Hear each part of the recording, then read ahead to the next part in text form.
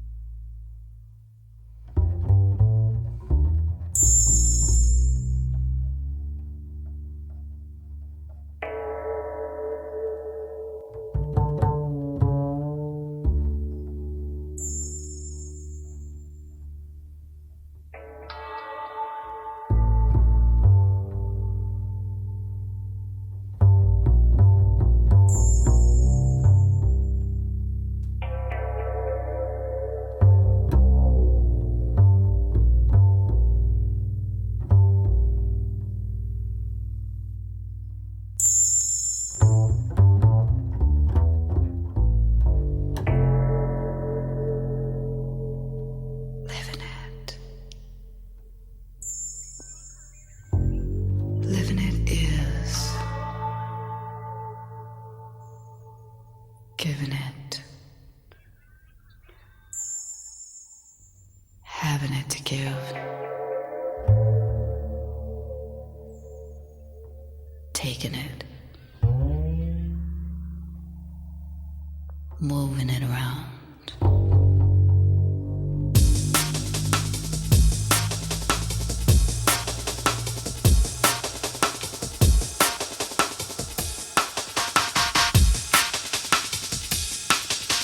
Living it, giving it, having it, taking it, moving it, shaking it, creating it, loving it.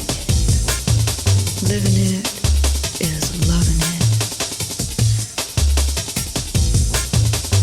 Living it is sewing a coat, investing each stitch with magic, creating a unique design, putting it on and wearing it the rest of your life. Living it is knowing that what you see, what you hear is tangible. It's being a rock in the river and being the river too. It's hearing, you'll never be able to do that. Living it is knowing you will do it. It's speaking the unspoken. It's thinking the unthinkable. It's doing the unexpected. It's quitting before you get back.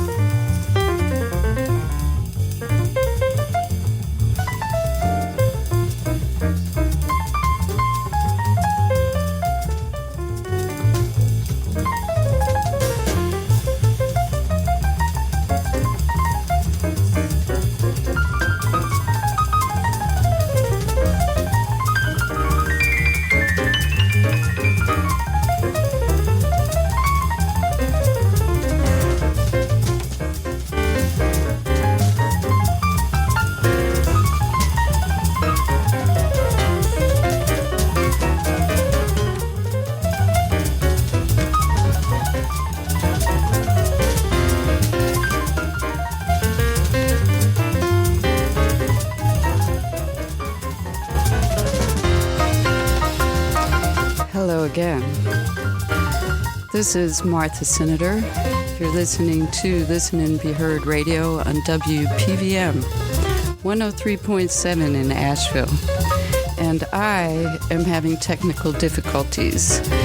I'm trying to bring you a show that will include Ingrid Rojas Contreras and Scott Kikkawa, two interviews done by Tony Robles, and the problem is that I can't get the sound for you, so I'm going to work on that. Please stay tuned.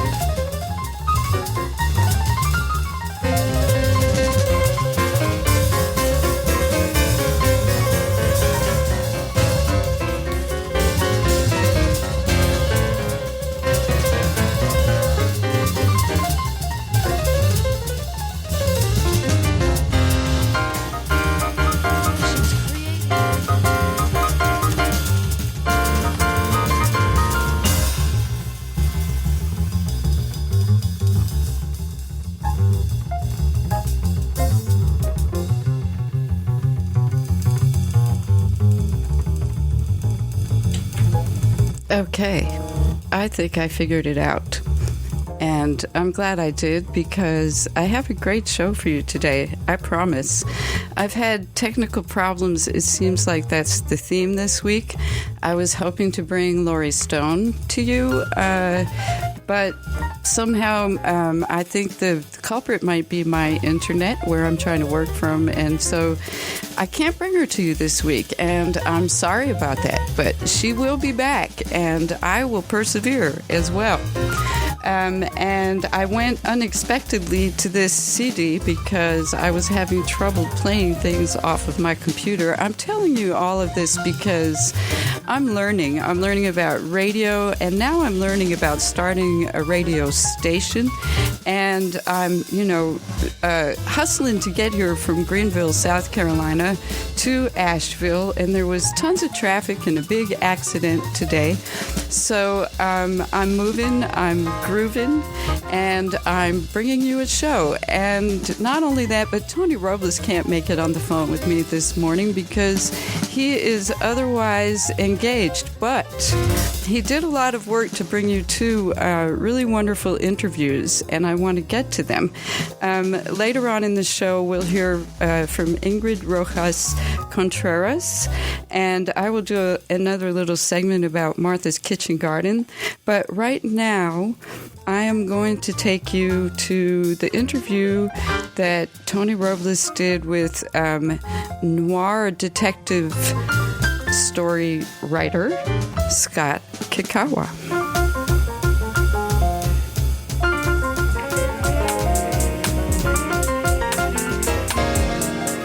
Hey, thank you, Martha, and welcome, Listen and Be Heard and WPVM listeners.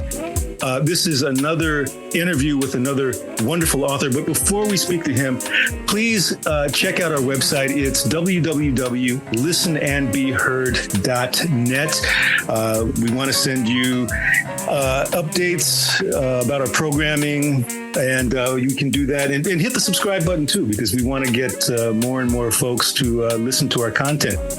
Today's author is an author that I've been wanting to have on our show for quite some time. He is in Hawaii. He is an author whose books have been published by a wonderful press in Hawaii called Bamboo Ridge Press. The book that I've been reading is called Red Dirt, and the author is Scott Kikkawa. Now, Red Dirt is a hard-boiled detective mystery that takes place in Hawaii in a particular time period, and it has some wonderful characters, and the plot is really engaging. Scott, mahalo. Thank you for coming on our show. How are you today? Oh, great. Thank you, Tony. It's a thrill for me to be on a show like this. We have very, very few opportunities, I think, out here to have a platform like this. So thanks so much. Yeah. When I had heard that Red Dirt had come out, I was really intrigued because I didn't really hear much of detective novels that were set in Hawaii that really talked and spoke to the people that actually lived there, that reflected their characters and just the political landscape and history of Hawaii. Let me ask you this. In the book, you mentioned, music is mentioned. There's music from a certain time period. But let me just ask you this, go on a limb. If I were to look through your CD collection, what am I going to find? You're going to find a lot of the music that is mentioned in my work. Mm-hmm. And that's part of why I said it in this time period, because I kind of have an aesthetic obsession with the time period. So you look through my music collection, there's going to be a lot of Frank Sinatra, yes. A lot of his Capitol recordings and some of his reprise recordings. Yeah. There's going to be a lot of Nat King Cole, all Capitol recordings. There's going to be a lot of Miles Davis and Chet Baker, mm-hmm. West Coast cool school jazz. Yeah. Stuff like that. This is the music that really speaks to me. So if I were to mention in the wee small hours of the morning, you would be like, yeah. Yeah, that's it. Yeah. Let me ask you this too. Why you chose, noir as a genre? Why did you gravitate towards detective fiction? What was it that drew you to that particular genre? Well, this was a long time ago. I think this was like late high school and throughout college. This was the reading that really spoke to me. I mean, I read all kinds of things, and but this genre was the one that really spoke to me because I liked the dialogue. I liked the timing of the narration, the cadence and the rhythm. This is why these books make such great movies, Maltese Falcon, Dashiell Hammett, and The Big Sleep. It's because people don't really talk this way in real life. I think everybody wishes that every conversation they had was that interesting and that witty. In real life, it often doesn't happen that way. But when you read it off the page, it's fairly seamless and it feels like a natural conversation, even though it's not really the way people actually talk. But this is kind of what captivated me. And it's mostly cynical and it's bleak, and its outlook is not really kind of the happy ending outlook that a lot of other mystery subgenres really have, where they wrap up everything neatly. This isn't like that, and I thought that this was more interesting. It was more like real life, so I kind of naturally gravitated to that genre. Would the cadence and the rhythms of the narrative and the dialogue, would it be safe to say that it was somewhat cinematic but not really obvious? Oh yeah, absolutely. Yeah. I think that really hits it on the head. That's really why I love it. Yeah. One thing too is there's another local author in Hawaii named Gary Pak, whose books he wrote The Watcher from Waipuna, and he's written, I think it was Rice Paper Airplane. I noticed in reading his books, he uses a lot of the local pidgin, and I've gotten through about half of Red Dirt. I didn't really see a lot of pidgin in there. How do you feel about that as far as, writing, in that kind of style? Well, it's funny you should ask that, Tony, because when I first submitted to Bamboo Ridge, I didn't think I had a prayer of getting them to accept my work because it wasn't in pidgin, because it wasn't authentically, pidgin enough or plantation enough or literary enough, in my own opinion, because it was detective fiction. But I made a conscious choice not to write in pidgin for a couple of reasons. One is because I think that in my work, the pidgin should be implied, that many of the characters are probably speaking that way. And I think of Portis, who wrote True Grit, where a lot of his language is not in that vernacular, but I think his vernacular is implied. That's kind of what I want to get across, that yes, they are speaking in a dialect. They are speaking with inflections, but they're implied. And I don't like to put that on the page. And the reason I don't like to do that is it's very hard to get right. Oftentimes I cringe when I see things, say, in a Southern dialect where it's written out that way. And I know it's not the intention usually of the author, but these characters really come across as kind of cretinous and uneducated. And it's almost like they're lampooning, the accent or the character. And even if it's not the intention to do that, it sometimes comes across that way. And that's not something I wanted to do. It's not something that I wanted to have as Hawaii people portrayed as quaint or as uneducated, because really they're not, just like anywhere else in the country. But I made that conscious decision not to do it and make sure that people understood that there is a dialect, but it's implied. The other reason is because I don't do it very well. Right. I grew up in Hawaii, my pidgin is not as good as my parents, obviously, and not as good as my grandparents. We have a lot of writers here, especially with Bamboo Ridge, who have raised pidgin in prose and poetry to an art form, and they do it extremely well. I think of guys like Eric Chuck and Darrell Lum, the founding editors of Bamboo Ridge Press, and many others that Bamboo Ridge has put out who have really, who really do this artfully. That's not my gift. I'm not that good at the dialect, so I think it's best to kind of like stay away from it. And really, that's the reason I decided not to go with the work in Pidgin. A lot of people think it's because I wanted it for a wider audience. But that's not really the case. If I did Pidgin well, I think that it would have been in this book. Yeah. Yeah. And I think like you were saying, implied, that is implied, that takes a lot of skill to do that, to get that point across, to have it implied. And then you also, you have the setting, which, is so powerful in the story itself. Perhaps you don't need Pidgin, we have all these other different elements. The other thing that was really something that I felt, something that was, that really caught my attention in the book is the history that's steeped in the book. It's kind of a history lesson too, when we're talking about these folks that were, kind of hunted and scrutinized for communist activities. In Red Dirt, you dive into the Communist Party.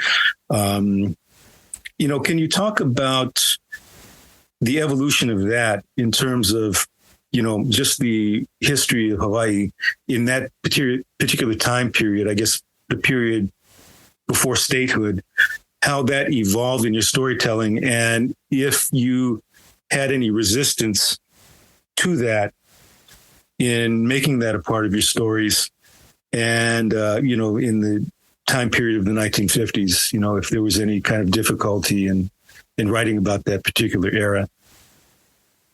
Well, sure. Thanks, Tony. And thanks for asking that, because I think that the particular time period I chose to write in was a very conscious decision on my part. I started writing these books kind of, it was a result of a drunken dare with a friend. I had complained about how there's like a lot of mystery fiction that's set in Hawaii, but none of it was really, in my opinion, really that great. They were all written by people who weren't from here. And the place and the people were nothing more than a backdrop for their plots. A lot of times they'll throw in kind of quaint local characters, and it's all about the lush tropical setting. But the plots are very cookie cutter, and you could drop that plot into any other setting. You could put in New Orleans or Singapore or Paris or wherever, and it would be the same plot. It's just that the backdrop has changed. I felt like we didn't really have good mystery fiction or crime fiction that was set here in a period that I was interested in. We've got some great writers here in Hawaii that have done crime fiction very well here, like Chris McKinney. Alexei Melnick has done a really great book using crystal meth kind of as a centerpiece for that. But Chris's books and Lex's books are contemporary. Okay. I wanted something that was set in a past period, and the territorial years were really important, especially to me, because if you grow up in Hawaii and you're neither haole or white nor native Hawaiian, in other words, if you're part of one of those immigrant communities that came to work in the cane fields, like mine, so if you're Japanese like me, if you're Filipino, if you're Chinese, if you're Puerto Rican or Portuguese or Korean, the territorial years, so those years between the unlawful overthrow of the Hawaiian kingdom and the annexation of by the United States and statehood, those years that it's roughly like a 60-year period, give or take. Those years were our crucible struggle. Those years were the years of, if you came from one of those immigrant populations, those were our formative years. That's our history. And that history is largely passed over and whitewashed and not given a lot of attention in popular culture. I mean, because it's usually told from, I hate to say, kind of a white person standpoint, where you have the overthrow of the Kingdom of Hawaii and the annexation by the United States. And then you have a mention of the attack on Pearl Harbor, right? Because I think that's kind of white history, where the next significant thing, as far as America is concerned, is World War II, where Hawaii is. And after World War II, we're here in our modern tourist-based economy. And that's kind of how Hawaii is kind of looked at through a popular culture historic lens. Very little attention in popular culture, so in literature, in film, and things like that, are really given to the territorial years, where there was a lot that was going on. There were labor movements. Yeah, we had a near feudal plantation economy at one point. We had Jim Crow like racial separation here. And when you asked if I had difficulty with this, well, the difficulty was when I queried my first novel out to about 100 New York literary agents. I got a request for full or partial manuscript about 20% of the time, which I understand is not bad, but everything ended in rejection. And the reason it ended in rejection, the most honest response I had from an agent was that she felt that America was not ready to read about a Hawaii as ugly as the one I portray. In other words, places like New York and Los Angeles are already dirty in the American imagination. If you disparage places like that and their ugly history, nobody really cares, because those places, that kind of comes with the territory.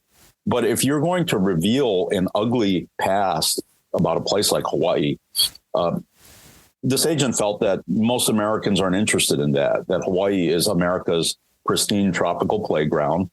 It's a place that's idealized, called a melting pot, where all the ethnic backgrounds get along with each other and everybody here lives in harmony. And to a large extent, that's true, but it wasn't without a lot of the history and the sacrifice that came before it. We have relations today which are unlike any other in the United States, but that's because many of the groups there had to endure quite a bit in order to get to that stage. And that's what this history is about.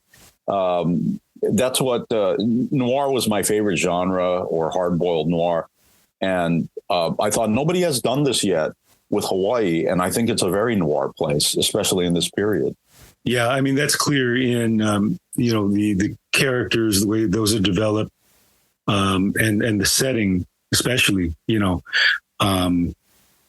yeah, I mean, you were saying, that it's looked upon as a pristine place in the American psyche, which, is plagued with amnesia, and that the people that are already here or there are almost like the furniture that came with the place. And basically, you're just doing some redecorating. So basically, you throw in a tiki, a drink with an umbrella, some macadamia nuts, and maybe an aloha shirt for good measure.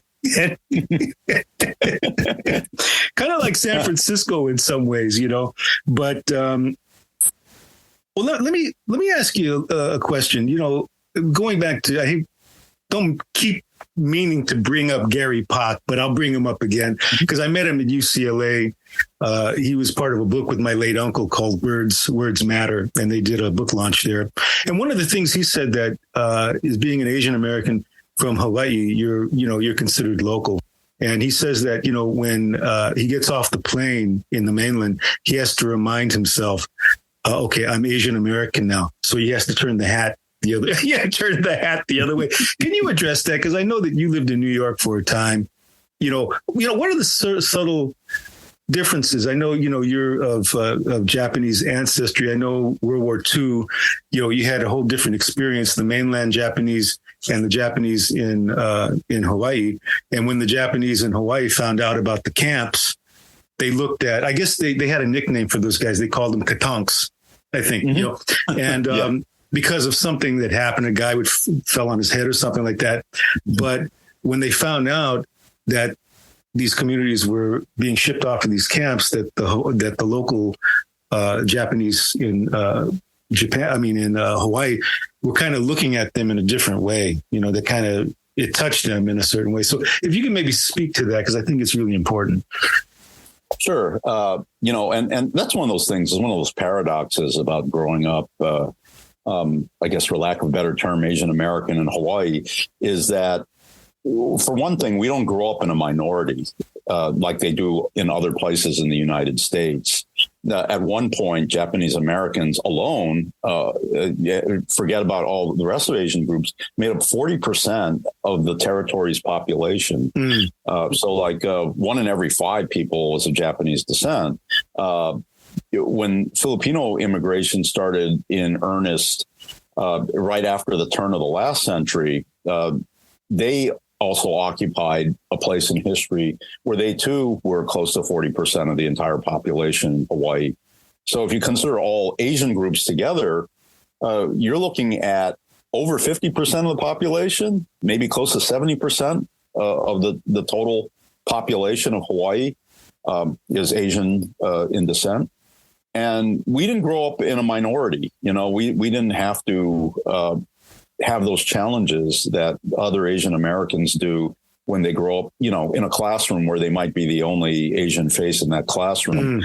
That's not our experience here. And I think it speaks to a lot of the work we do. The paradox, though, is that we're not considered as activists, I guess, for lack of a better term, as Asian Americans on the mainland are. I don't know if Gary made any reference to that experience, but back in 1978, they had this seminal conference called the Talk Story Conference, where Hawaii writers got together with Asian American writers from the U.S. mainland. And they had this literary conference. And I'm told what happened at this conference by Darrell Lum and by others who were actually there at the beginning was that there was a disagreement of sorts between the mainland Asian American writers and the Hawaii writers, because the Asian American writers from the mainland did not believe that Hawaii writers were activist enough, that their work was not, was not actively protesting enough. The injustice was not maybe political enough, for lack of a better term. But, Darrell's response to that was that it's just more subtle, because we don't think that protest and injustice should be the sole themes of our work here. We're all normal people and we do normal things, but it colors our experience. But I guess it comes out in our work in a more subtle way. This happened, I grew up in Hawaii being Oriental. I don't know if you remember that term. But it was a descriptive term and nobody thought anything of it. I didn't become Asian until I went to college in New York. When I got to New York, and I used the term Oriental to describe myself. I was scolded many times by other Asian Americans and told that this is a demeaning term. Oriental is a rug, it's not a person. But I felt that Oriental is a better descriptor because you're talking about somebody who's East Asian, right? I said, what is Asian? Asian could be an Arab or an Israeli, anybody who's on the Asian continent. If you say Oriental, you're not describing one of those people. So it took me a long time to get used to shedding that label because it's now behind the times. It's now politically incorrect, of Oriental and becoming Asian or Asian American. And it's kind of a weird experience. Today, there are still vestiges whenever we go to mainland events where there's a little bit of a rift between Hawaii writers and Asian American mainland writers because of the content of our work, because of the inspiration of our work. Injustice is not what drives us all the time here in Hawaii, but it's there and it's in our work. It's just, as Darrell said, it's in a more subtle fashion. It's always been a peeve of mine. I think that Asian American literature has always ever been about suffering and about protest. When I look at other groups like African Americans or Jewish Americans, their popular culture expression runs the gamut from the very deep, very serious, very political, all the way to the most mindless, entertaining comedy you can think of, and everything in between. And I've always wondered, why can't we be like that? Why can't we write a story about a normal person? That's changing, of course. And I think I'm encouraged by what I'm seeing now in terms of popular culture expression. But that, that's a very interesting paradox, and it's a very interesting rift sometimes that people outside don't really see. Yeah, no, I'm glad that we're talking about that. The protagonist of Red Dirt, and I lived in Waipahu I wasn't there very long. I was there in my senior year of high school. My father moved there with my stepmother, and he's been there ever since. He's been there since about 1980. Became told, he's a martial artist, so he got involved with the martial art community, particularly the Filipino martial art community in Hawaii. But I remember that Red Dirt because, walking home from Waipahu High School, you had those ditches, and, you come home, you had that red dirt over your feet. And then, when I'm reading the descriptions, when Frank Yoshikawa is in the cane field, he's sweating and, the red dirt, the protagonist is Francis Sheik Yoshikawa. And, he has his quirks, smokes Luckies, was it Cadillac Eldorado, driving around a Cadillac, but, he has his backstory. Tell us about him. And, I was really curious, who, I'm reading this, I'm like, man, who, where did he get this? How did Scott develop this cat, man? Where did he pull this guy out of, right? Was it a guy you knew? Was it a composite of several guys, or was it just your imagination? Well, for the most part, I always tell people it's my imagination. One of the questions I get asked is that me? And I have to say, no, it's not me. I made him up. But I always thought that our group, folks from Hawaii, needed a protagonist that wasn't a sidekick. A lot of Asians are sidekicks for some reason. They're colorful ethnic characters that are thrown in there a lot of times for comic relief. Right? It's almost kind of a trope, like the black police partner that always ends up dying before the end of the movie. Right. The black guy always dies, right? Yeah. And most Asian characters or local characters, if I can put it that way, have been in that position where they're mostly sidekicks or they're colorful shopkeepers that are thrown in there for comic relief. But we don't have a lot of opportunity to have somebody who's a protagonist.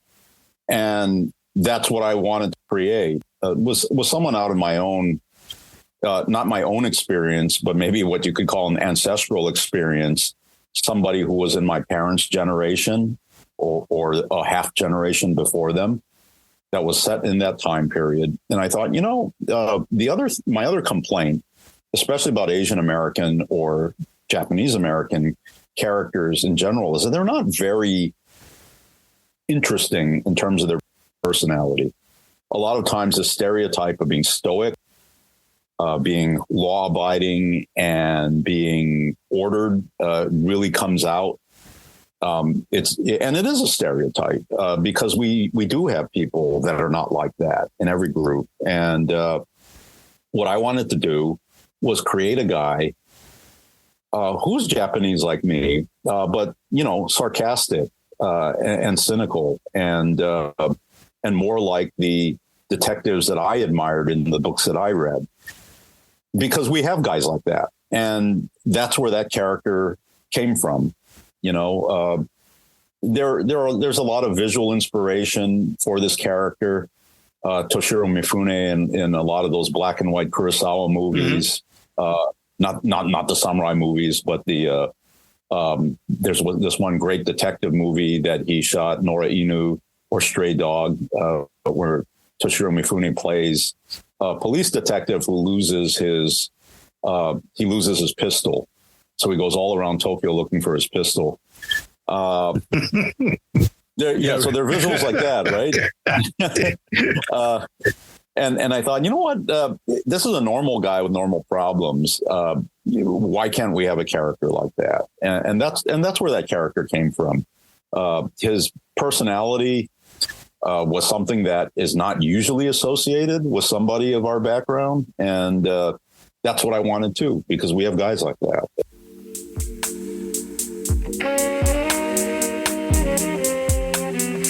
The prologue is very short, but this was something that's kind of close to my heart, because the prologue is something that other crime writers say you should avoid, like the plague. Mm-hmm. I know Elmore Leonard has famously said you should never put a prologue in a book of crime fiction. But my editor, Juliet Kono Lee, who's probably edited her last book, which happened to be this one, told me that I should have a prologue back in my first book, Kona Wins, and then she asked me for one for Red Dirt. So without her prompting or asking me, I put one into Charshu. And hopefully it gives, the prologue here gives you a flavor of what the book is supposed to be about. Mm-hmm. Charshu is set in 1954 in Honolulu, territorial Hawaii. Hey, so here's the prologue. And I'm going to do this in what I call detective monotone, so forgive the droning, but this is what it should sound like, problem. Right? Okay, so here we go. Prologue from Charshu. Absolution, forgiveness's big brother. A pain in the ass to seek, a pain in the ass to find. Sooner or later, everybody needs it because everybody screws up. If you think that this doesn't apply to you, you either live in deep denial or need to get thee to a nunnery pronto. The problem with most people seeking absolution is that they bark up all the wrong trees. God, ex-wives, the brand new shiny Internal Revenue Service, any and everyone they victimize by their selfishness, avarice, or poor judgment. Others can forgive, but in the end can't absolve. Absolution comes from within. It's a hell of a thing to absolve yourself when your soul is weighed down by a badge and a 38. There are no black hats and white hats in the real world. There are only gray hats with brims stained yellow by nicotine and cold sweat. My world is an Elysian throw rug of pretty colors covering a minefield of false hopes and ulterior motives. Honolulu, territory of Hawaii. Cops don't bring home the bacon here, we bring home the charshu. Sticky, sweet, fragrant pork to make the bland starch of existence palatable enough to swallow. The most addictive vice of all, free money. At first, you convince yourself that extorting the extorters is not only acceptable, it's righteous. That taking crooks' money keeps them in line, and that you deserve what you take as a reward for pruning the racketeering hedge so it doesn't grow out of control. It's fine, isn't it? After all, it's nobody's money. Nobody's when you shook it out of some dissolute gambler's pocket, but it used to be somebody's. A bride's dowry from the old country, some mom and pop's life savings. It used to be a dream house or some kid's college tuition. But human weakness brought into some den of iniquity and placed it in your hot little hand.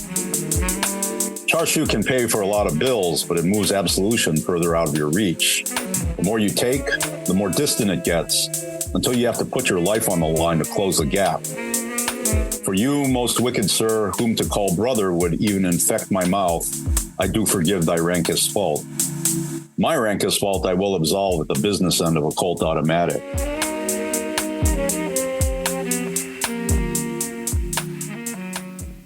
So that's the prologue for Charshu.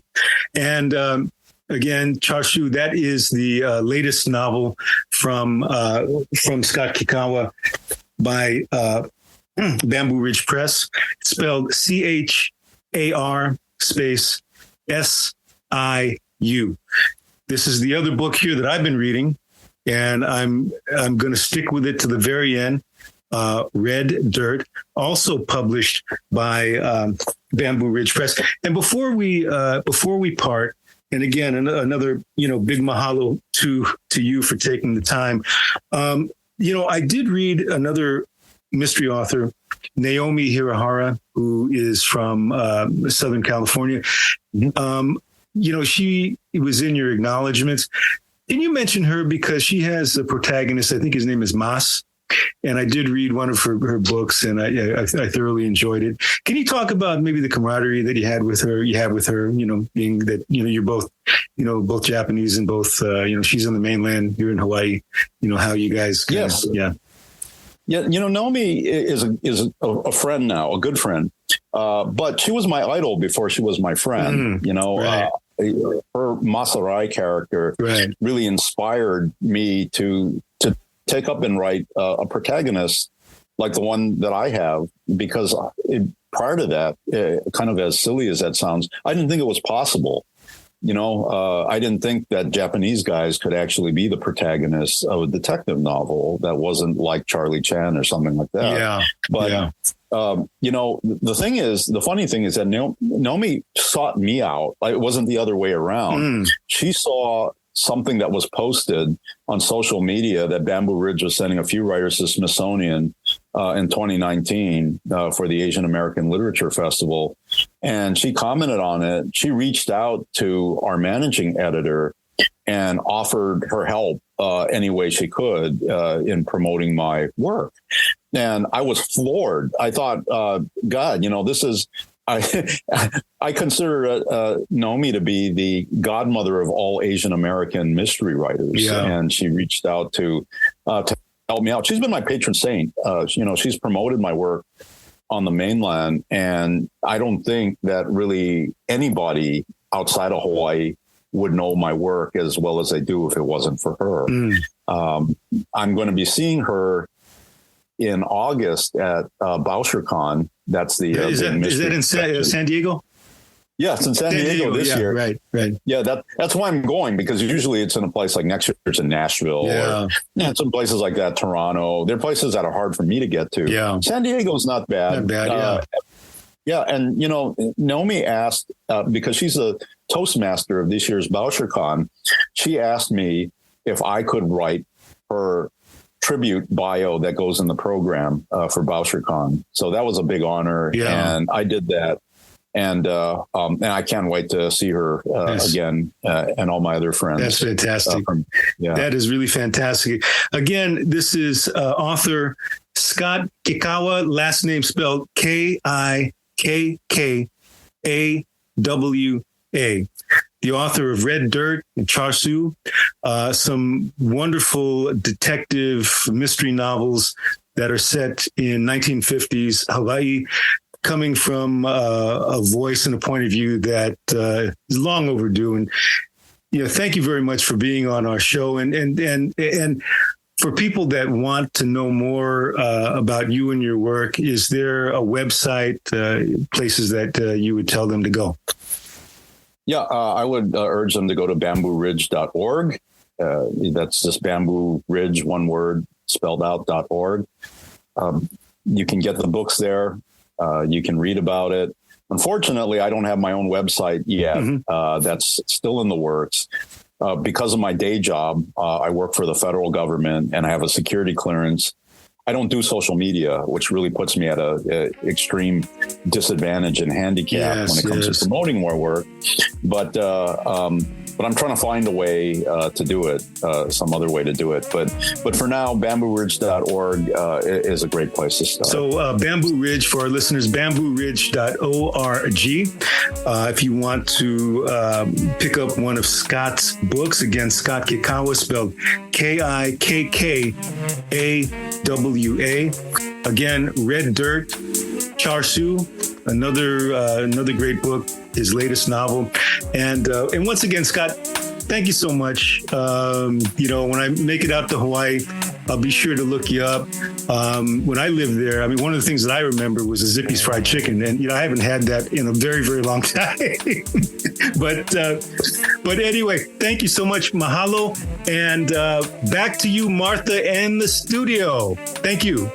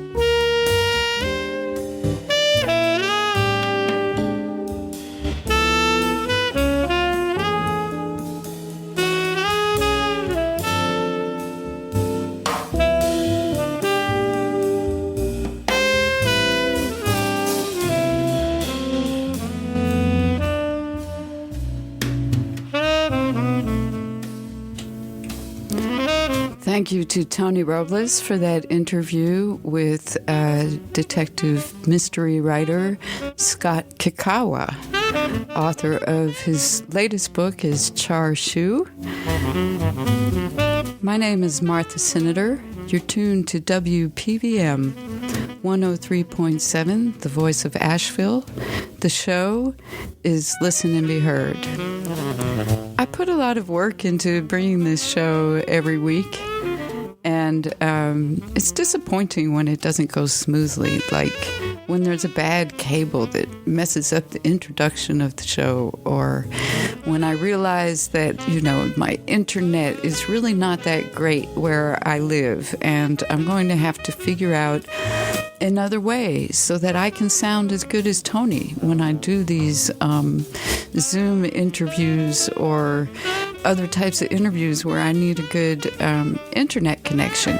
So I pledge to work on that, folks. I'm still working on it. Well, I'm working on Listen and Be Heard.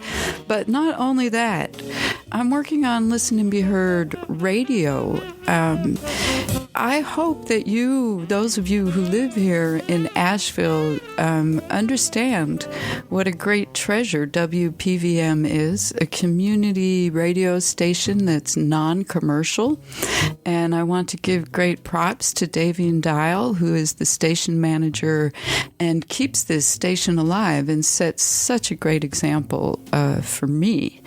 And I am determined, do you hear me? I am determined to bring Greenville the same type of community radio station. So not only am I working on bringing you a better show, I'm working on bringing you an actual radio station for Greenville, South Carolina, that has already actually joined the Pacifica Network, which WPVM is also a part of, so that when we do start streaming, we can also bring you some of that great Pacifica programming. Like this one, Listen and Be Heard. We're a show for readers and writers, produced by myself, Martha Senator, and Tony Robles.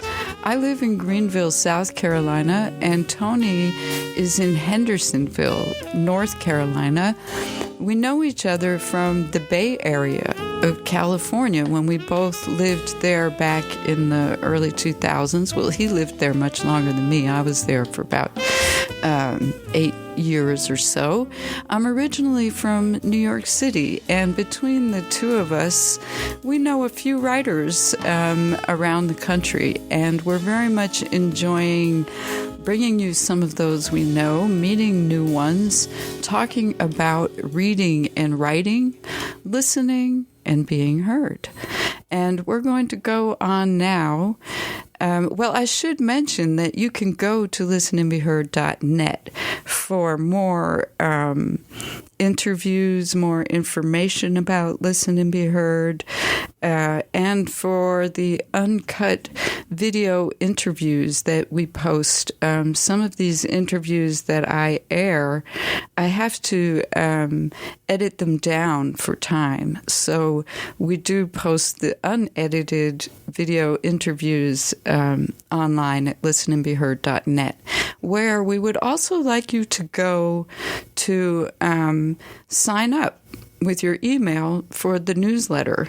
We're working really hard to get 1,000 subscribers, but Tony and I agreed that when we reach 600, which is only going to take 2 or 3 more people, we're going to make some cookies. So I want some cookies, folks. Please help me out with that.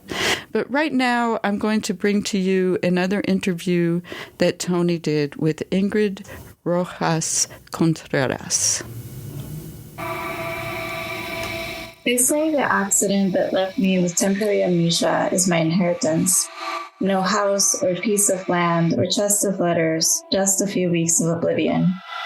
Mummy had temporary amnesia as well, except where she was 8 years old, I was 23. Where she fell down an empty well, I crashed my bicycle into an opening car door. Where she nearly bled to death in Ocaña, Colombia, in darkness, 30 feet below the earth, I got to my feet seemingly unharmed and wandered around Chicago on a sunny winter afternoon. But she didn't know who she was for 8 months. I couldn't remember who I was for 8 weeks.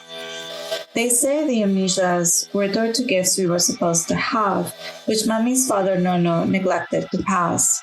Nono was a curandero. His gifts were instructions for talking to the dead, telling the future, healing the ill, and moving the clouds.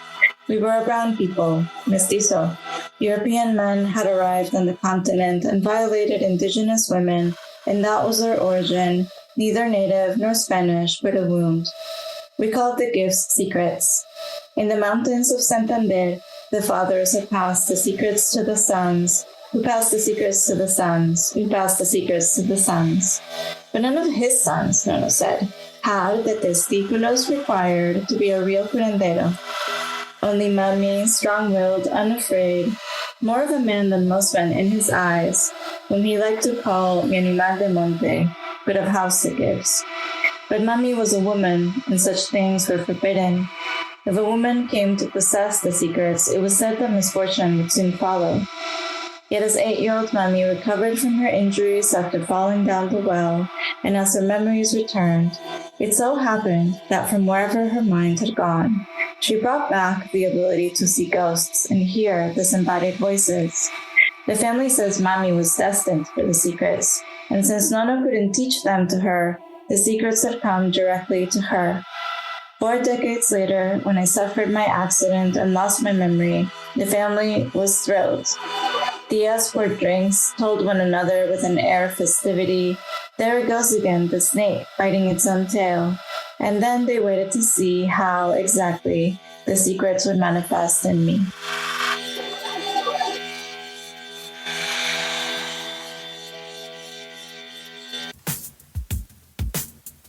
Hey, thank you, Martha. And this is Listen and Be Heard Radio. My name is Tony Robles. We have another wonderful, wonderful author with another wonderful, wonderful book. But before we speak to her, do check us out online. Check out our website, www.listenandbeheard.net. You can see our past interviews. And plus, we'd like to send you alerts and updates. So be sure to hit the subscribe button, and we'll make that happen.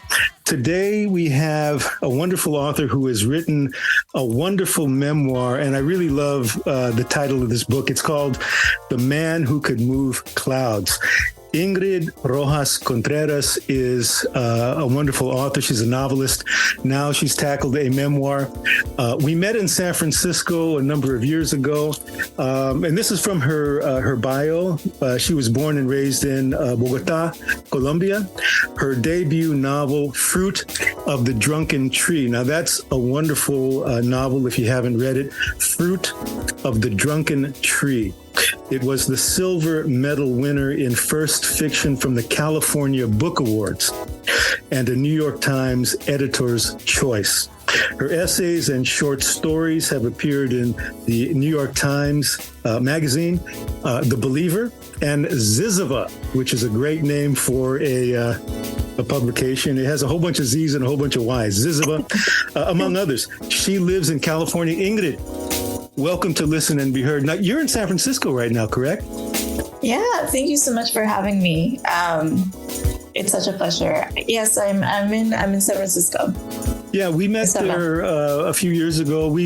I think it was at La Reina Bakery. We were in a reading together.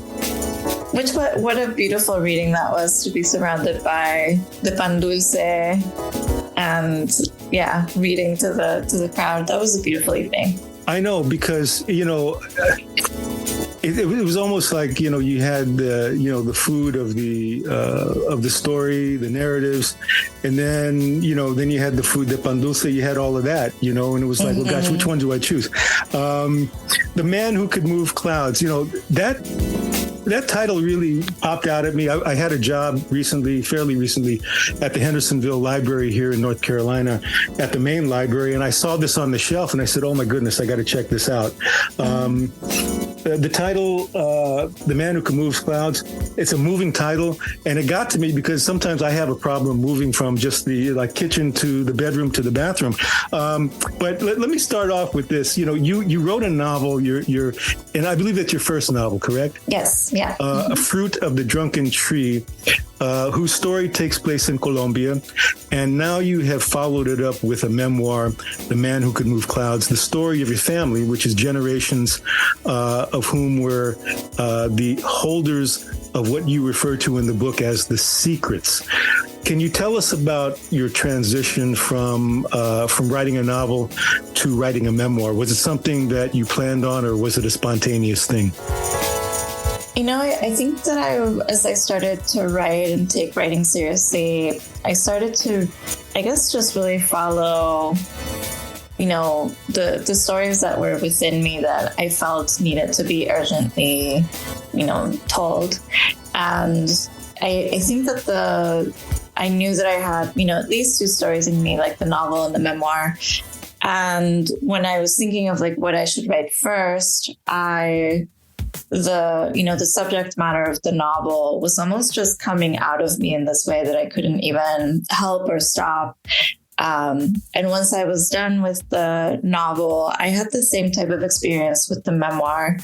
And I, the way that I think about it is that the novel, it really felt to me that it was the novel that a story that I needed to tell. Mm-hmm. And the memoir felt to me like a story that I most wanted to tell. So I have these two different relationships with those stories.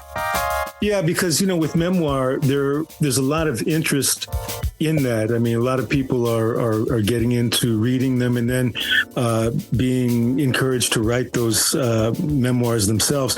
When I was in the MFA writing program, one of our advisors spoke on exposition, these different types of exposition. And one of the expositions that he spoke on was the exposition of secrets, which oftentimes applies to memoir writing and the revealing of family secrets. And we know in terms of secrets, it's very hard to keep one. It's like, it wouldn't be a secret unless, somebody let the cat out of the bag. But, what in terms of your memoir, in terms of these secrets, what are the secrets, and how has your mother in particular, who you refer to as mommy, and your relatives, how have they responded to it? Because, we're talking about in memoirs, we're writing about real people, and, mm-hmm. Sometimes those relationships can be strained when we are looking to, tell the truth about them through our work. Of course. Well, in my family, my grandfather came from a lineage of curanderos. And, for him, he called the secrets this knowledge that had to do with, plant medicine, and it had to do with prayers and some rituals that, allowed him to be a curandero, so that allowed him to treat people. There's a prayer for stopping the blood, for example, if somebody's bleeding and they need the blood to stop coming. And he knew how to set bones, and he could talk to spirits, and he was always, in helping to heal someone, would sometimes have those sorts of supernatural communications. And so, through the history of the family, it was always that someone in the family, the next generation, would be chosen to be told the secrets and to carry the secrets. And it had to be a well-chosen child. And in our lineage of curanderos, it just always happened to be men. And so with my mother's generation, it was the first time that a woman was chosen. And so that, right. Was my mother. And, when I told my family I want to write this story, everyone in the family, their first reaction was absolutely not. You cannot write this story. And even my mother said, if you write this story, I will never speak to you again. And she did stop, she stopped taking my calls and everything.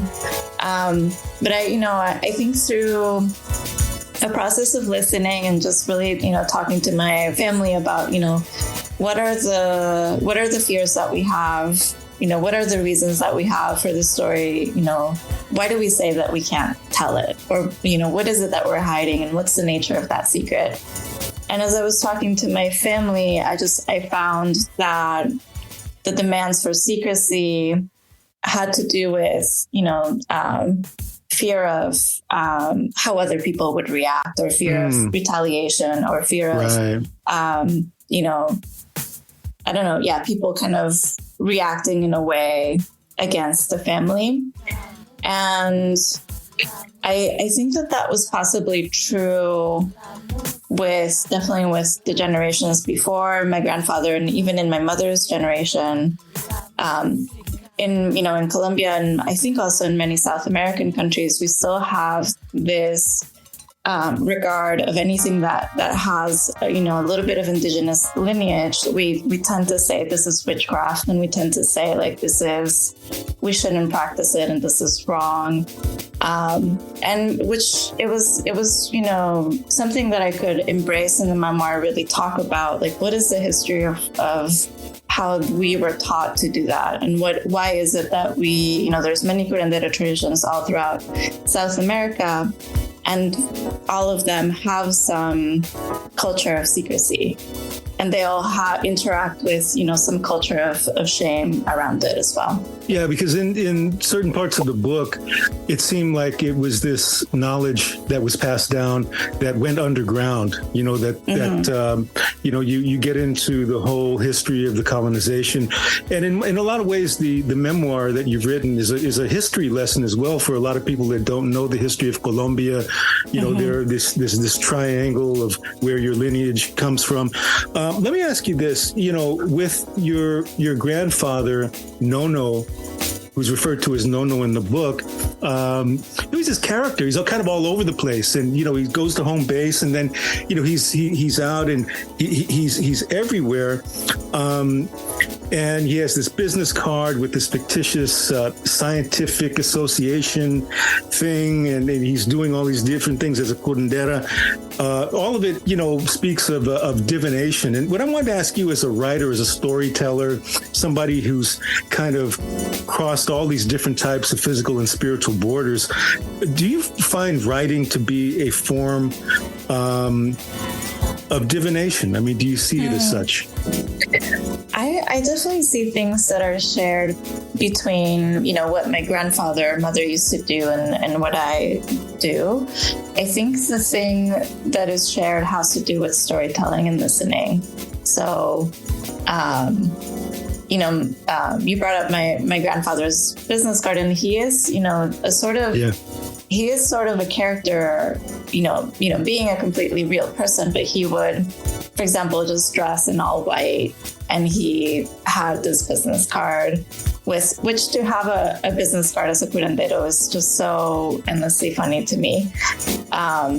And he, when people would come to see him, because he had a business in the front area of his house, they would come about, having illnesses that Western medicine hadn't been able to cure, or it would be women who were looking to get pregnant, or it would be women who were, trying to have an abortion.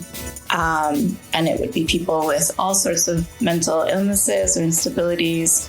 And he had these kind of cots that they had at the house, and patients would stay there overnight, and he would give them plant medicine, and he would talk to them. And sometimes he would treat someone through his own dreams. So he would kind of listen to, what is the illness that is visiting this person at the moment? And sometimes the treatment would be that I am going to dream, and I'm going to kind of figure out or try to heal you through dreams. And so sometimes he would, through his dreams, suddenly see a plant that he discovered in the dream he needed to give the person, and then he would do that in real life. So I think all of that has to do with intuition and kind of, paying attention to people, and just a sort of deep listening. And I find that what I do in my life as a writer also involves all of those things. It involves, noticing, myself, but also everyone else. Like how is it that we are living and connected? And I am listening to stories.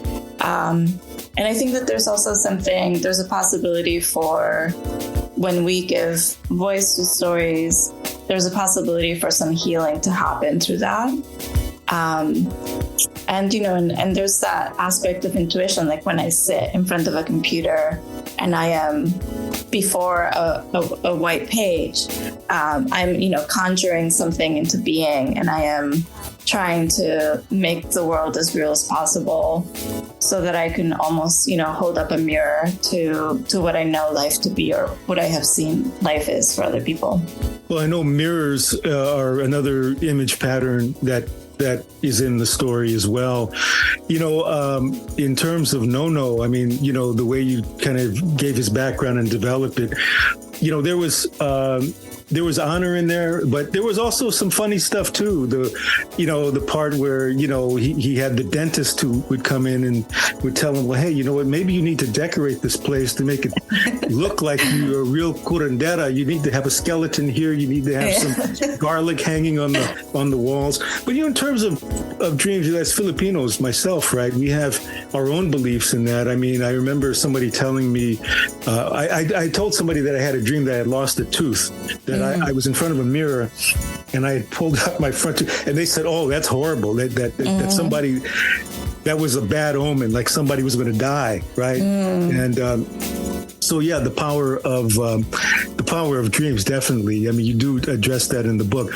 Now, another thing I wanted to ask you was that, let's see, you had moved to Chicago at the age of 18. Is that correct? Yes. Yeah. And you would come over alone.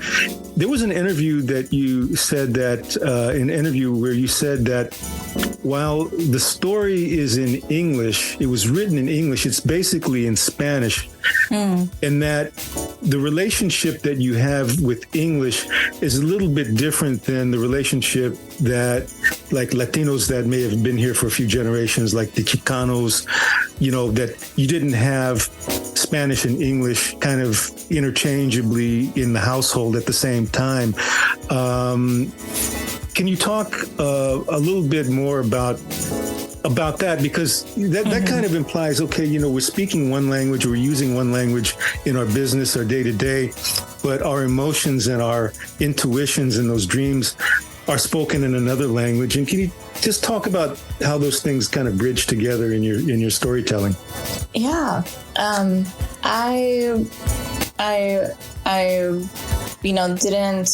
I've always been just very admiring of people who grow up in the two languages. And I think that when you have that happen, you end up kind of coming out with this third language. And it seems very playful to me. And at times you're taking the roots of one word and then, putting it together with the next word. And it just seems really fun to me. The way that I learned English was, very kind of academic and very grammatical, to the point that when I first arrived to the US, I was very formal in my sentence structure. And it was because I had learned academically how to speak, right. And I had to learn how to be casual.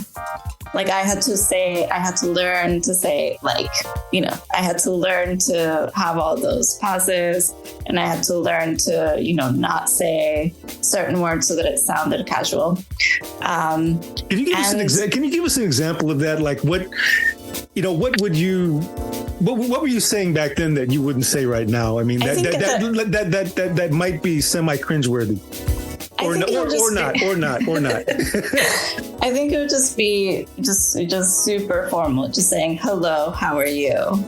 Complete sentences, and just always saying yes, never saying yeah, for example. So it was things like that. Formal, just, yeah. Just very formal. Yeah, and I wasn't trying to be, that's just what I knew of English. Right. And so I think I've just always been someone who is primarily thinking in Spanish.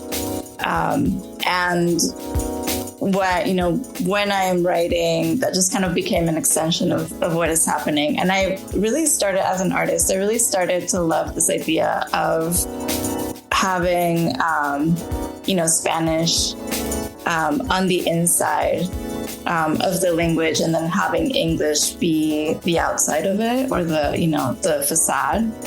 A lot of my sentences, because I will be thinking them in Spanish, I just try to word for word translate into English. And sometimes there's a poetry that comes from that is very unexpected. Yes. That I just really love. But I started to think of it as, Spanish Spanish as if it was wolf in sheep's clothing is what it feels like. Well, the story, the book is very poetically written, and it has a dreamlike it has kind of a dreamlike thing about it. As I was reading it, it was like I was kind of reading into a dream. There was actually a writer who he was in the MFA program. He was one of the advisors. I don't know if you know him. His name is Fernando Flores. He is from Austin. Mm-hmm. He grew up around the border. But one of the things that he was saying was that, what they call surrealism is really, the fantastical nature of the storytelling, particularly of indigenous people, is nothing new. He says that really realism is something that is fairly new, really. Just realism. Mm-hmm. It's just in the last few hundred years. But like I said, your book has a kind of a dreamlike quality to it. I guess, moving between being surreal and real, for lack of a better word, assuming that those are two poles or two opposites. What was the process like moving between those two poles, if that makes any sense? And did you find the lines to be blurred, or was there any line at all? I think all I had to do was just think about how my family moves between those two realities. Mm-hmm. And it's, there's a reality that's very recognizable to Western culture. And, this is what we call the real. And then there's this other, there's something that happens sometimes where things get a little edgy.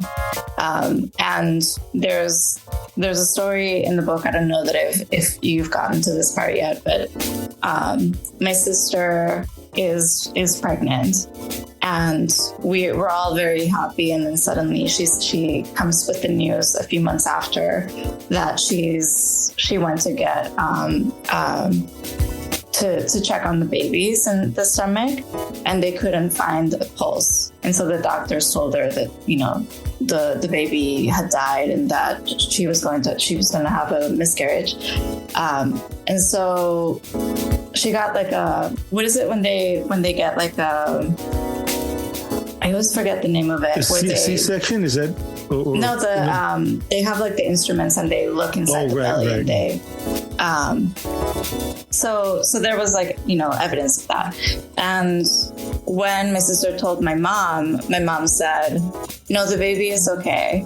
Like, do not, don't do anything. If you go to the hospital and go through the procedure where they're going to kind of suck the remains of the fetus out, like, you're going to kill the baby that's actually alive and is fine. And we just couldn't, like, the family, like, we just couldn't believe my mother in this instance, because there's medical evidence that, the baby is now dead. And she just kind of kept telling my sister, the baby is alive. And, us on the outside, we were just really worried for her, because imagine if you are a woman who've just had a miscarriage, and you're kind of struggling with that loss. To hear someone say, no, the baby is alive, you haven't lost it, is so damaging and so difficult. And so we were just trying to get my mother to not say those things. So I think a week passed, and then my sister hadn't had a miscarriage, so she hadn't bled out like they told her that she would. And she went back, and they did the procedure again, where they're looking into her belly for the pulse, and they found it. Wow. Yeah. Wow. So this is what I mean. Like there's some things that are just very edgy. And I think, South American culture, Filipino culture too. Like there's all of these instances where you come almost to like the edges of what we know is logical or can happen. And to me, when I was writing the book, like those were the edges that I was most interested in. So, another example, my grandfather, people said that he could move clouds. And as part of the memoir, I interviewed people who had seen this happen. And and it's just fascinating to hear someone describe an event that they were there for and conscious for, and yet they're not sure of the nature of reality of what happened. To me, that's fascinating. So I think in the book, I was really kind of training my eye towards experiences like that. And I was really trying to gather them and tell them together and, simply kind of take them as the answer is that we are not quite sure what happened. Like, I am not sure how my mom knew that the baby was alive. I am not sure how she knew that. She was 100% sure. I am not sure what happened when, people saw my grandfather move clouds. But these things happened. And there's something that magical that happens when we refuse to explain the mystery away and just simply sit in the mystery of it. I think that for me, that feels like a very life-giving way to be with those sorts of experiences. Yeah. So I really, tried to do that. And I think that that's what my family does culturally. Like that's our relationship to those stories. So I really just had to think about what the experience is. And then I just simply wrote it in that way.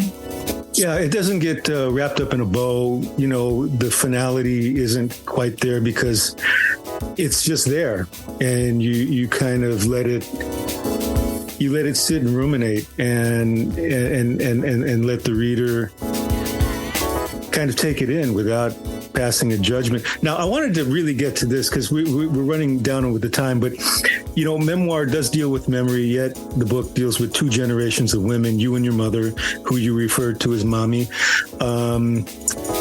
Let's see, both of you experienced amnesia, which to me, I think of memoir, we're thinking of memory, and I'm thinking, well, gosh, how can a memoir have amnesia? And it doesn't seem to be like the polar opposites, right? But, the amnesia, happened in two different times. And as a result of physical trauma, both you and your mom had experienced at different times by way of an accident. But in the losing of memory, what has been gained is a legacy or an inheritance from the man who the man who can move clouds. And just as an aside, I had a traumatic car accident myself. I had a head injury, and you never quite are the same.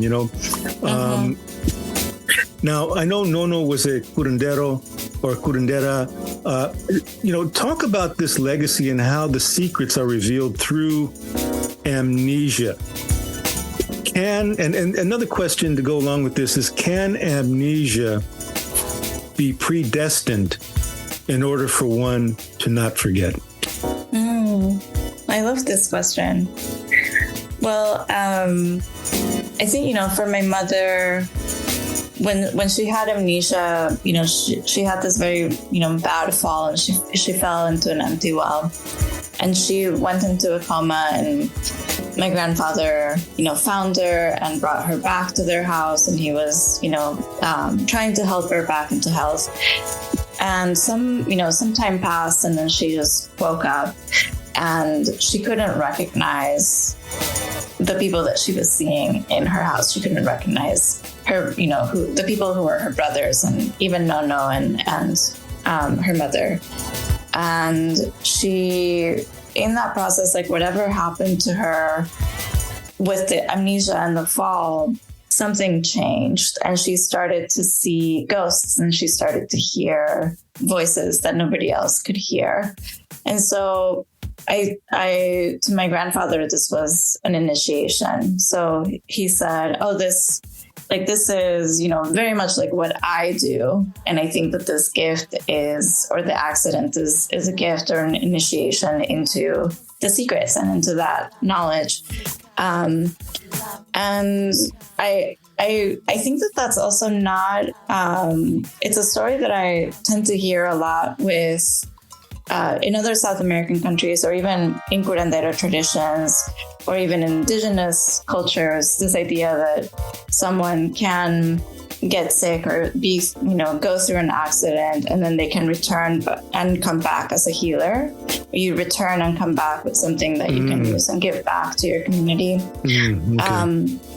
And so for myself, when I had an accident and lost my memory, I didn't, my family was very excited about this, but I didn't return with nothing changed for me in the way that things changed for my mother. I couldn't suddenly see people that weren't there, and I couldn't suddenly hear voices.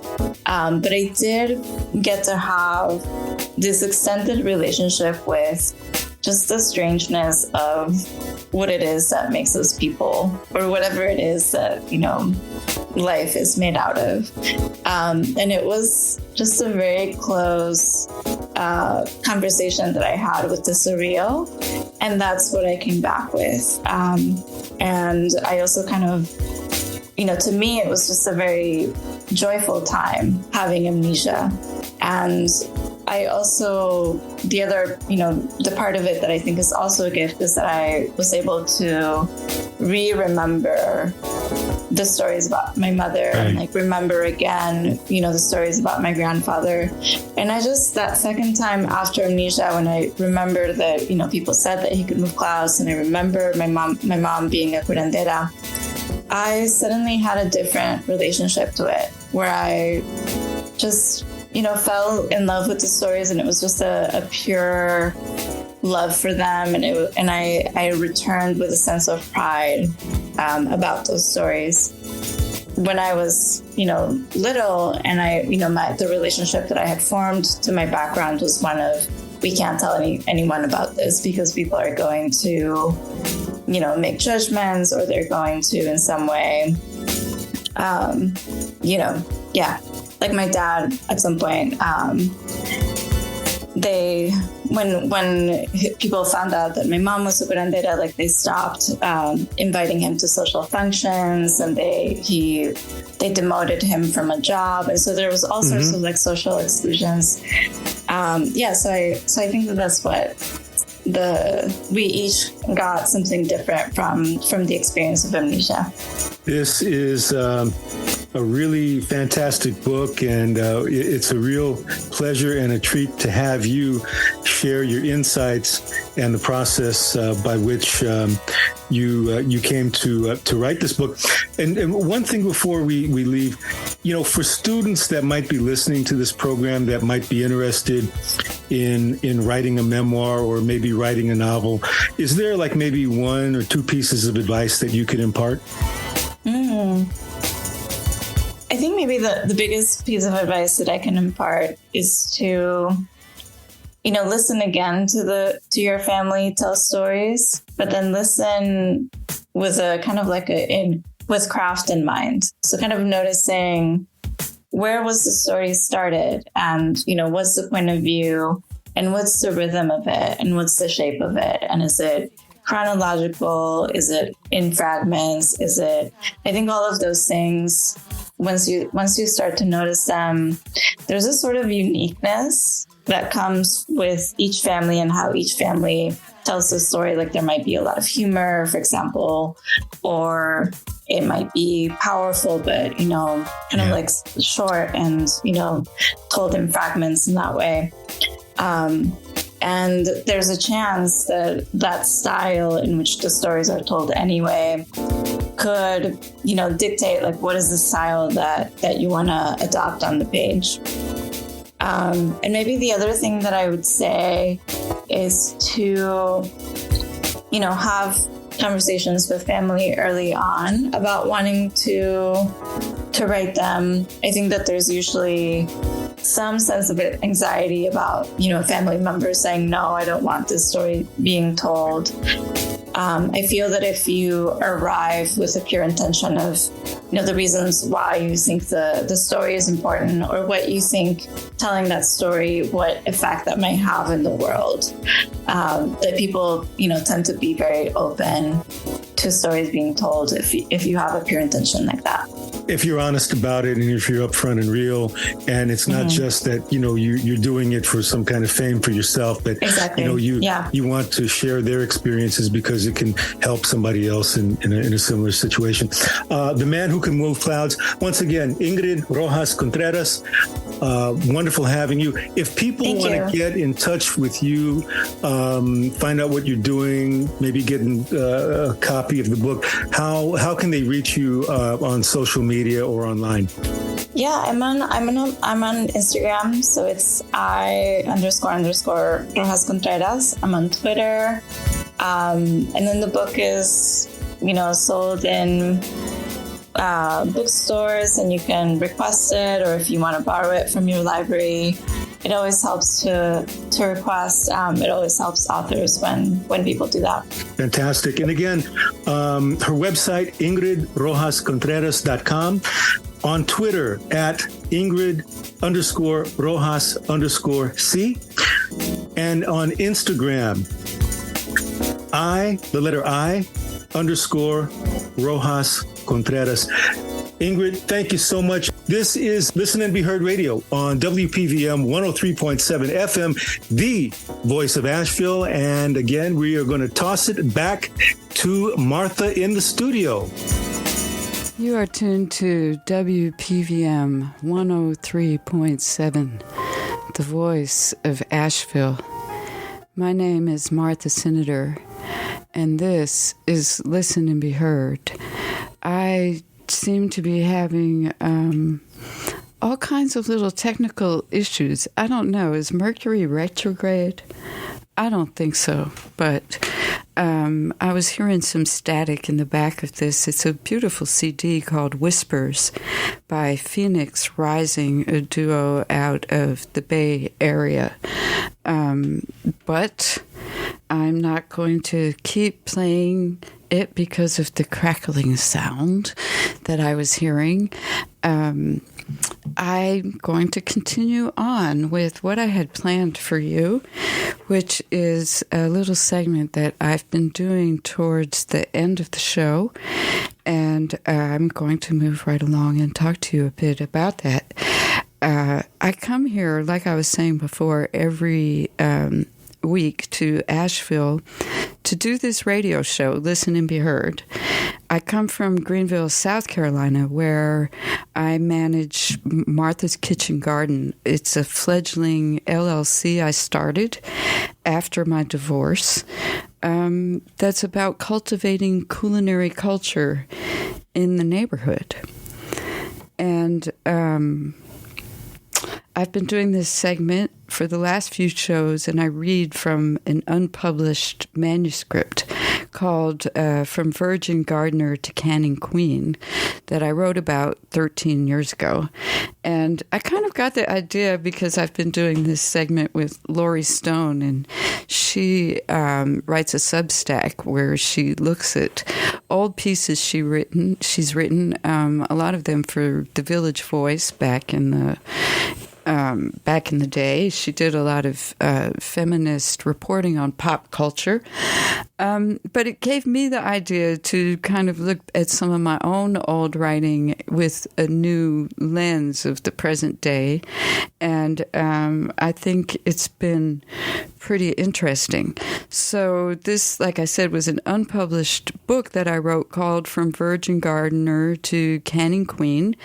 And I'm going to continue now with an entry in the journal that's part of that book from September 22nd, 2010.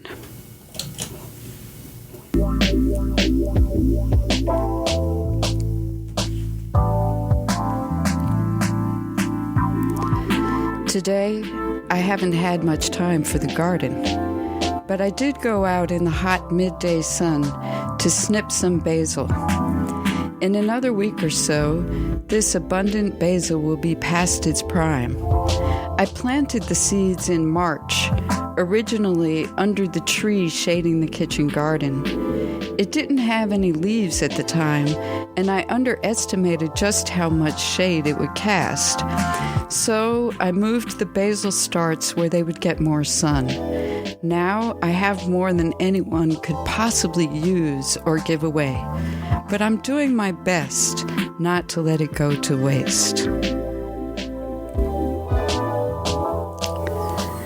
That tree casting shade on the kitchen garden back in 2010 was a calorie pear tree, which at the time I didn't know is one of those banes of the South like kudzu, a non-native and invasive tree. I didn't know much about native plants in general, or the existence of native plant societies, or why I probably should. I could be called an invasive non-native myself.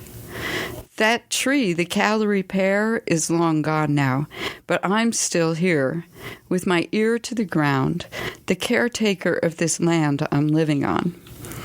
At that time, I was more focused on my little garden and the things that I wanted to grow, which I consider now to have been haphazard choices, not based on anything more than what my family wanted to eat, not even what I wanted to eat. Back then, I was also proud of learning how to preserve food and herbs by dehydration, a new skill for me at the time.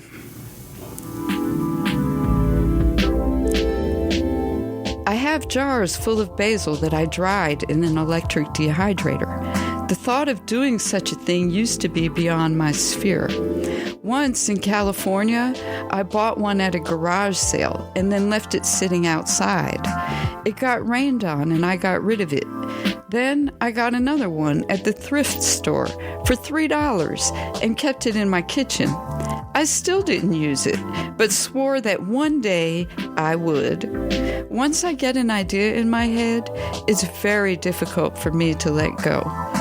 I even insisted on bringing it when we packed up and left Vallejo. It fit into our general plan to be as self-sufficient as possible, where we were moving to. Generally, anything new, anything I lack practical experience with, is intimidating. Well, 13 years later, I still use a simple electric dehydrator for some fruits and things, or no electricity at all, just air drying for herbs. But I also just used my new freeze dryer for the first time, and I did find it intimidating, as usual, because I never even watched someone else use one. It requires an oil pump, for one thing, and even though it doesn't need a dedicated double circuit, it's recommended. But I bought it because it said it's not required.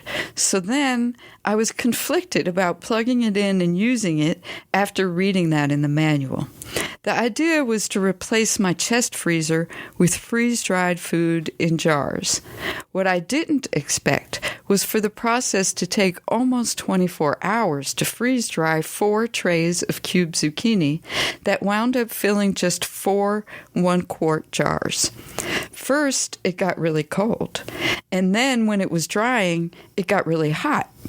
I do have solar panels, but I'm not convinced that I have taken a step in the right ecological direction using all that energy to process my homegrown food.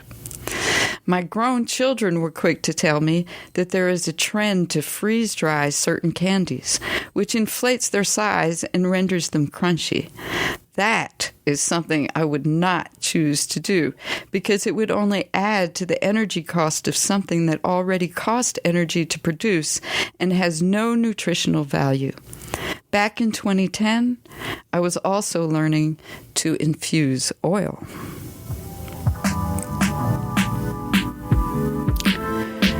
I never infused anything before this summer, but it's very easy. One oil is a mixture of olive and palm kernel. I stuffed a bunch of basil in the jar with the oil and put it in a sunny windowsill yesterday. Today, I strained the basil out, put some fresh in, and put it back in the sun. I'll keep doing that every day until the oil smells really basil-y. Then I'll melt some beeswax and shea butter into it, let it cool, and use it on our skin and use it on the skin for a hot hair oil treatment. I don't know why that's so hard to say. I'm looking forward to that. I also took a bottle of grapeseed oil I got on sale and dumped some dried basil, thyme, mint, and stevia into it, all from my herb garden this summer, sealed it up, and put it in the sun. That one's destined to be a salad oil or bread dipping oil. Southerners don't seem to be familiar with dipping oil. I use my husband as a litmus test for Southern appeal since he was born and raised here in Greenville, but 1 out of 3 of my boys likes to dip his bread in oil. He even packs it for lunch. I have a lot of dried basil, plenty to last me until next summer and give away to family and friends.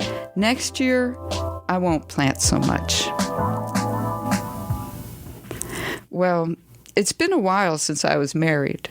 I'm learning to just make what pleases me for a change of pace. But it's been a while since I infused any oil, too. I find that if I haven't worked a certain routine into my overall routine, then I tend to forget about it.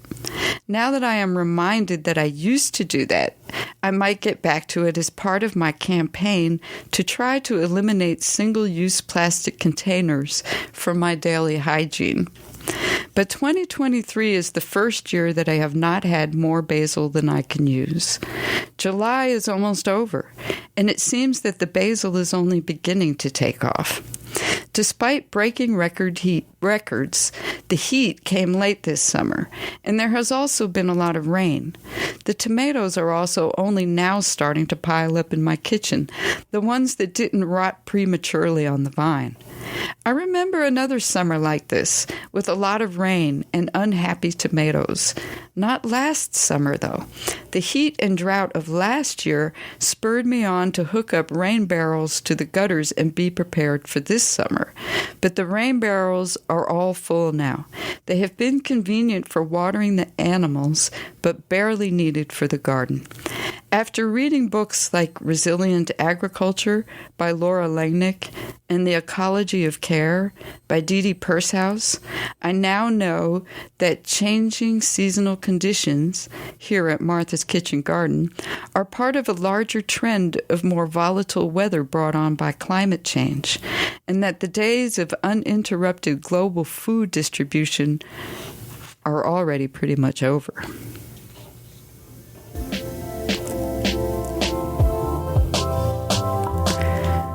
When I was done with the oil and basil, I pulled the figs I picked last night out of the fridge.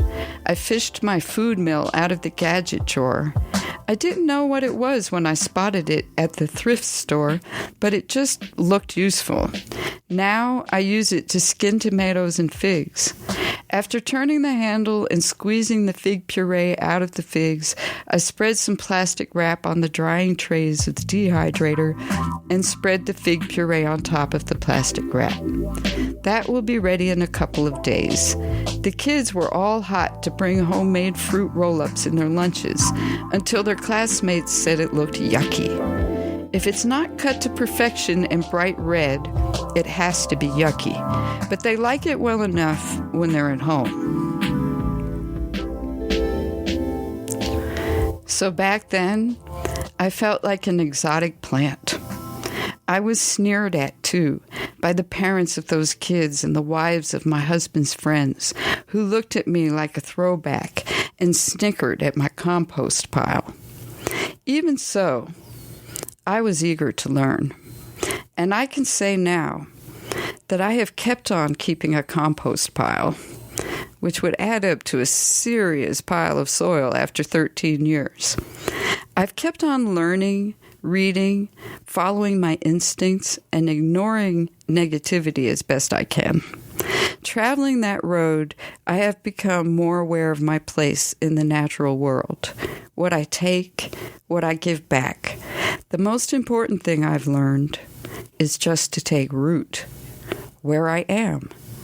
to draw nutrients up from those roots into my heart and mind that will nurture my endless imagination and capacity to learn and to pass it on.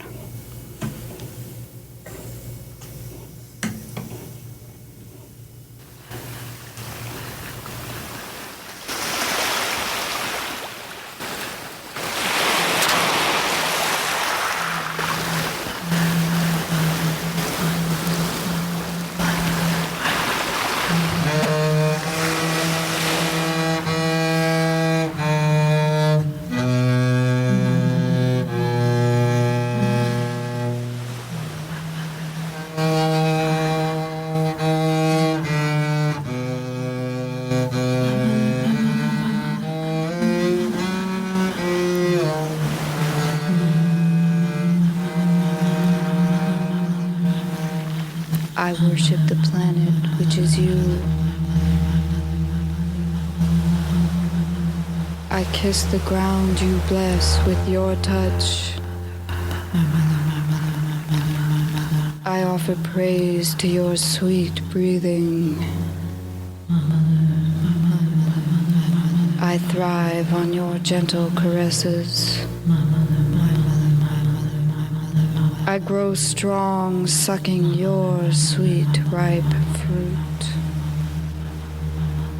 I grow wise, listening to your songs.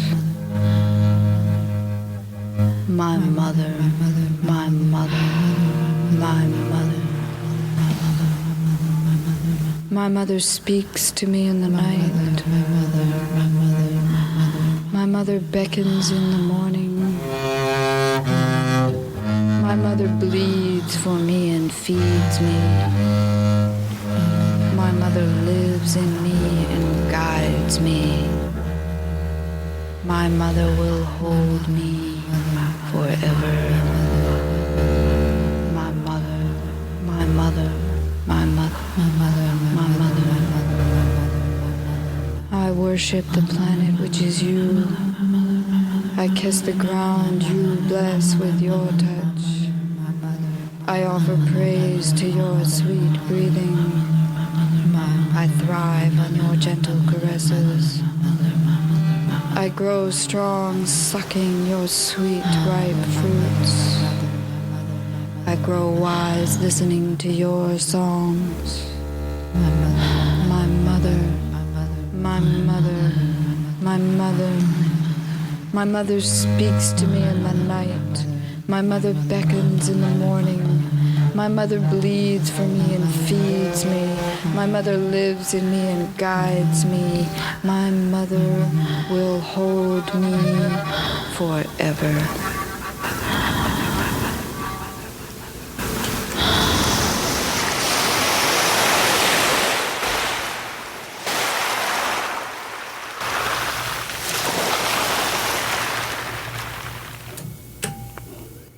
You are tuned to 103.7 FM, WPVM, the voice of Asheville. My name is Martha Senator, and this is Listen and Be Heard.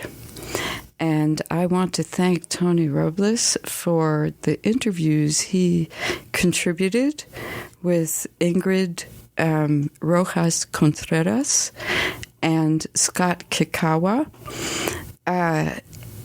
We will be on vacation next week. So we will be back in 2 weeks.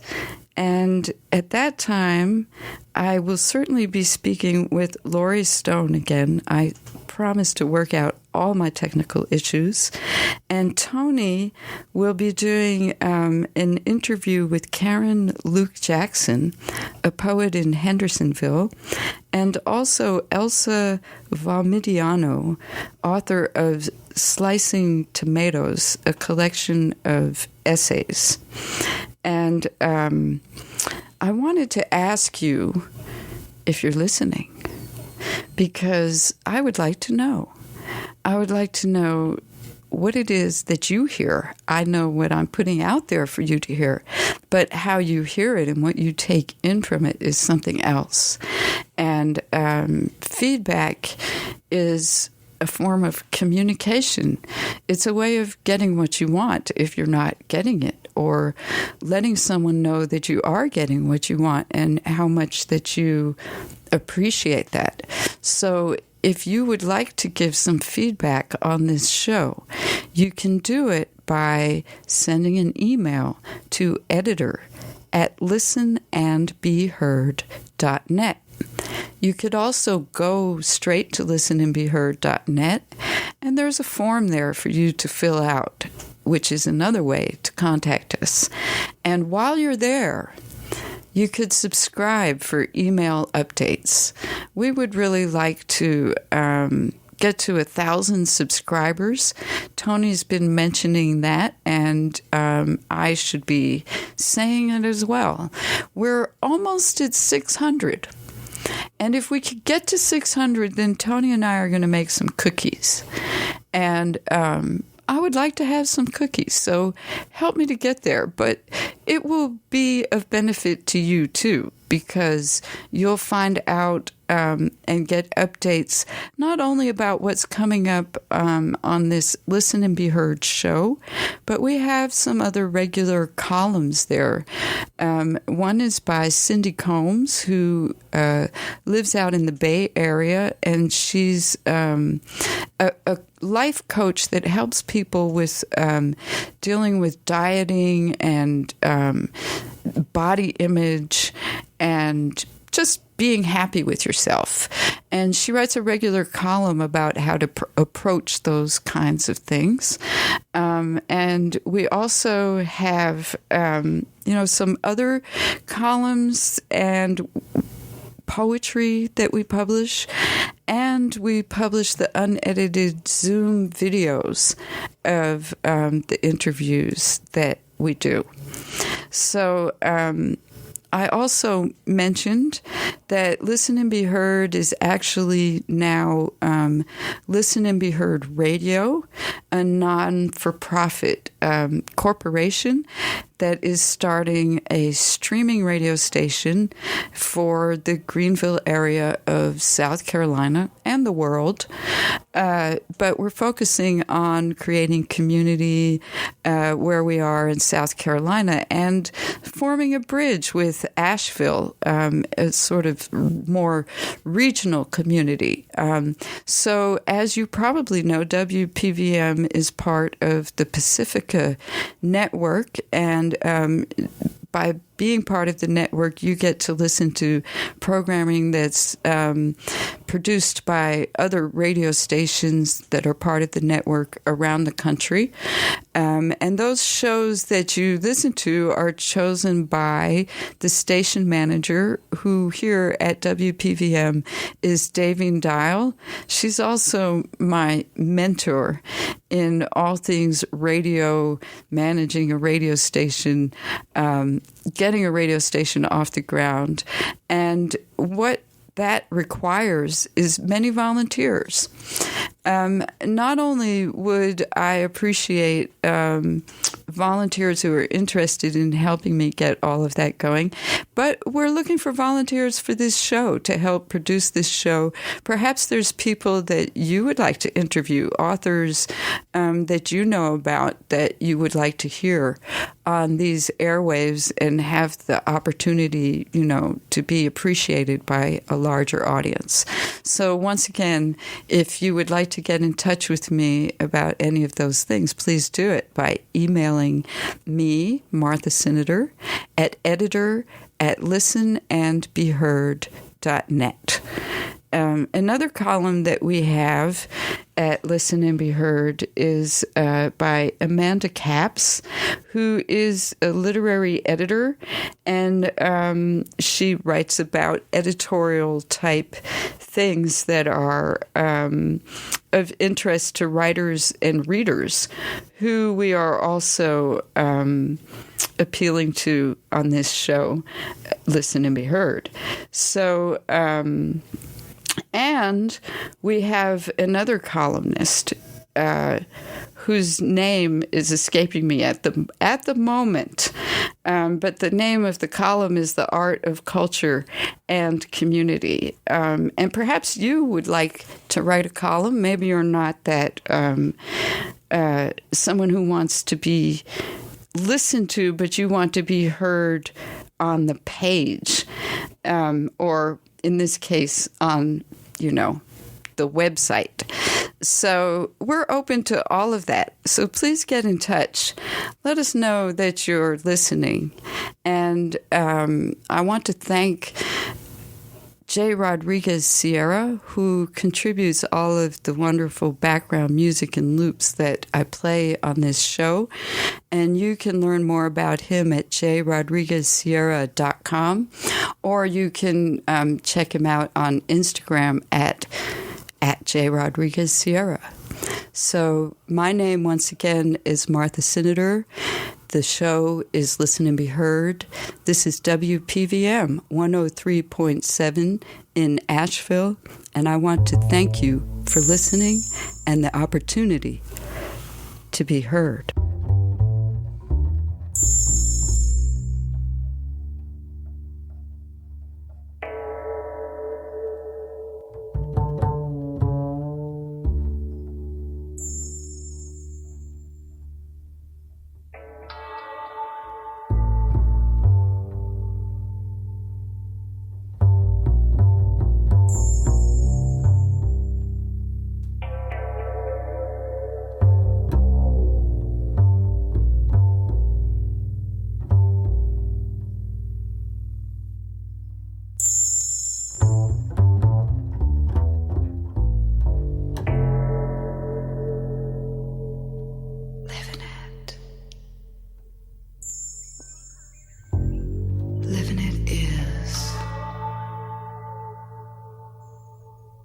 Giving it, having it to give, taking it, moving it around.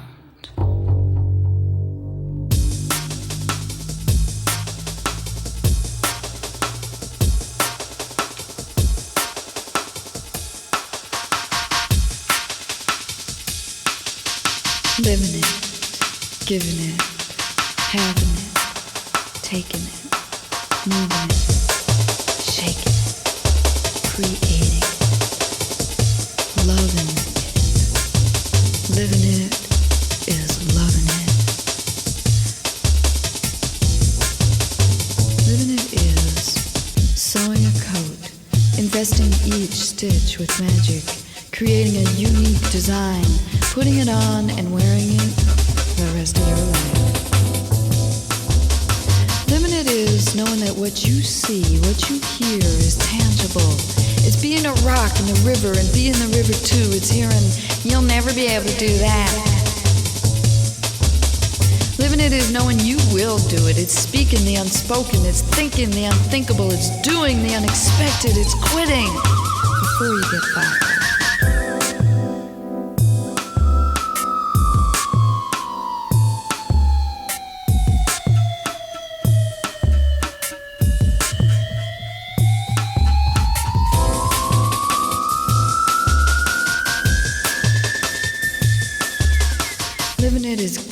Giving it is having it is taking it is moving it, shaking it, creating it, loving it.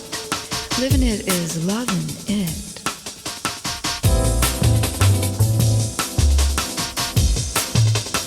Living it is loving a man you're not supposed to love. It's giving way to emotions, creating commotions, calling attention to yourself. And I got that. Living it is learning from someone who can actually show you. It's cleaning your teacher's house or helping her to find one. It's never ever saying J-O-B. Living it is a one-way ticket and no solid plans. It's smoking a J in a smoke cafe in Amsterdam. It's saying the day is pretty in a strange new city.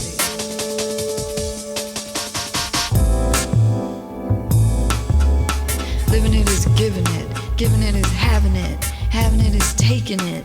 Taking it is moving it, shaking it, creating it, loving it.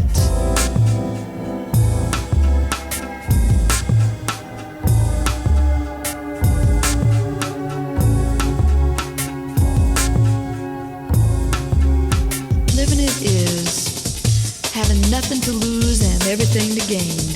It's putting all of your charms and attributes, every single one of them, to good use. It's knowing the kindness of strangers and love for sale. Living it is knowing where to buy rice and beans in bulk. It's knowing herbs are cheaper than doctors. It's keeping it together when you're falling apart. It's writing poetry to ease a broken heart. Living it is knowing the stage, looking into bright lights, late nights, barroom fights, fantastic sights, inspiration,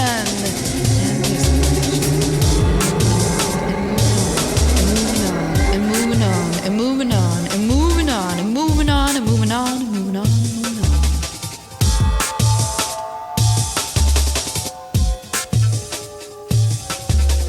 Because living it is giving it. Giving it is having it to give. Having it to give is taking it, snatching it, moving it, shaking it, creating it, loving it.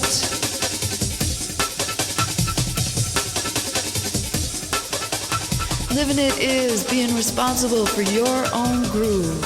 It's playing on street corners for nickels and centines and being asked to move. It's sleeping in roofless squats in ancient convents. It's running up against police, getting thrown into the streets where you belong. Because living it is subletting.